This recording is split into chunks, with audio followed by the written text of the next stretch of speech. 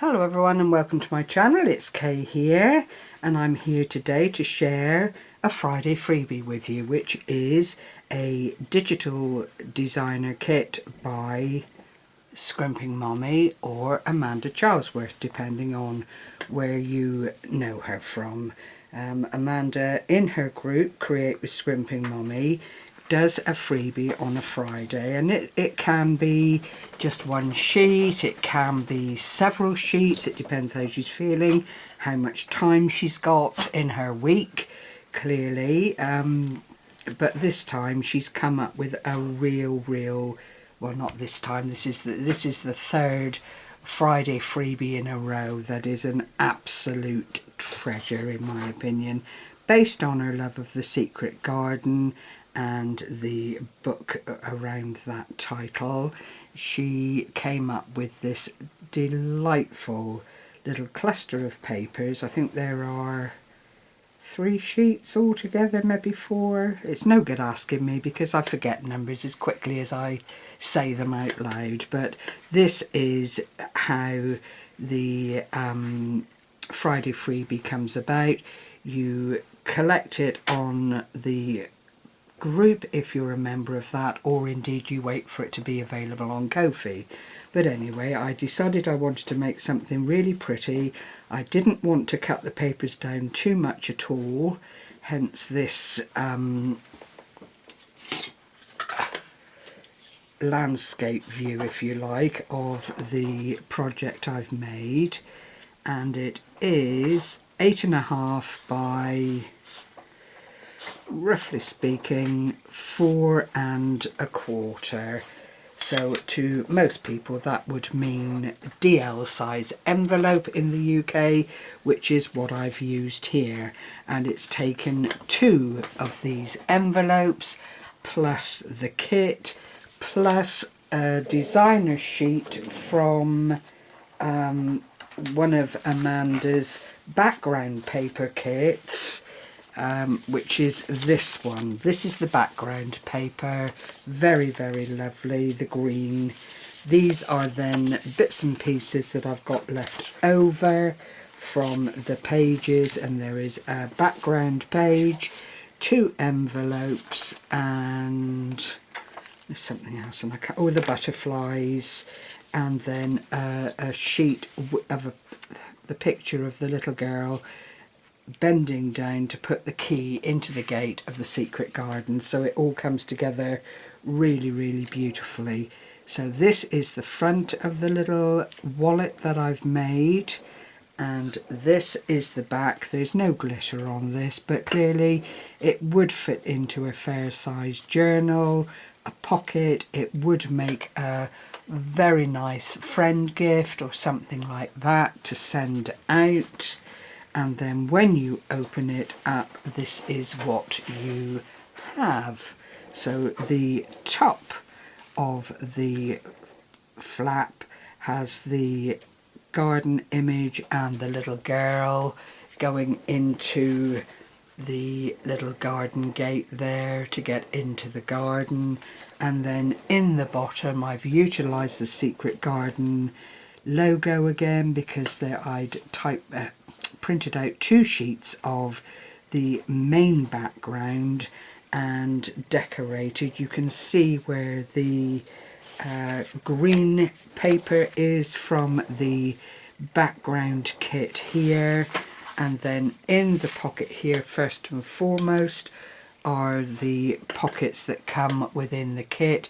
You get one, but I've printed out 2 with the acetate windows. Again, flat back pearls, a little bit of this green heart organza ribbon.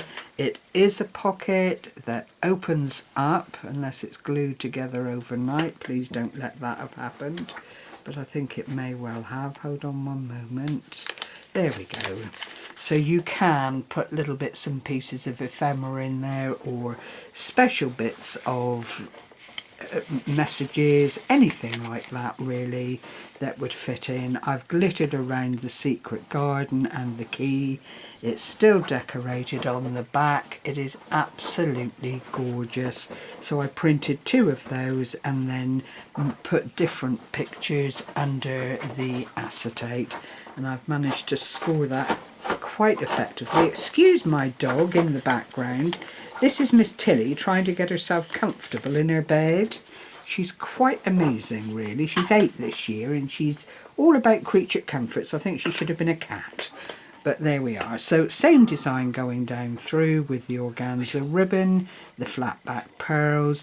I reduced the amount of stickers that I used this time and just kept it very much to the background foliage and the flowers, as I'm sure you can see. But it all adds to the beauty of the papers.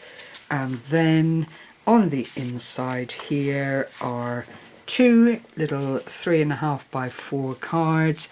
I've kept them very, very basic with the little message area here by way of a punch and the green